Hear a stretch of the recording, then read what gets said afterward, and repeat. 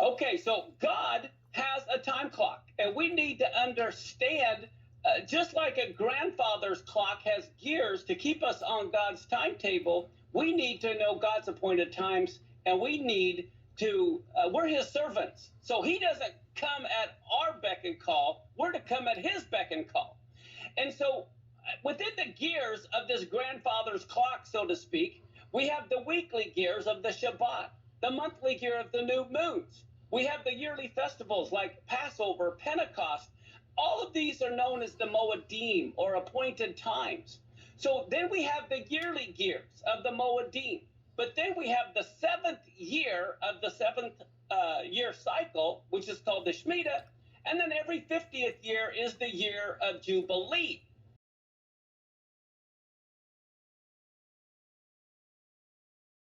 Next Rosh Hashanah is the key critical date everyone needs to write down, because 2022, 2023 Rosh Hashanah is the beginning of a new 7-year cycle. Now, let me explain to you the phenomenal part of this.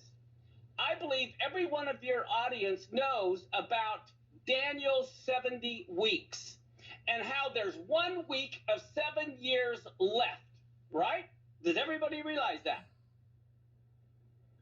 Well, guess what? If that's the case, we have to remember Daniel was Jewish. And the whole thing about the Shmita cycle, they went into captivity because they did not honor the Shmita year. And so the Shmita cycle is very important to God. So are you ready to write this down? You got to get a hold of this. Because God is on his own calendar, the 7-year tribulation cannot start anytime randomly.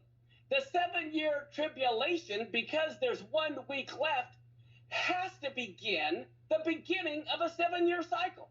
So if you look at this calendar, the beginning of the next 7-year cycle on Rosh Hashanah 2022, 2023.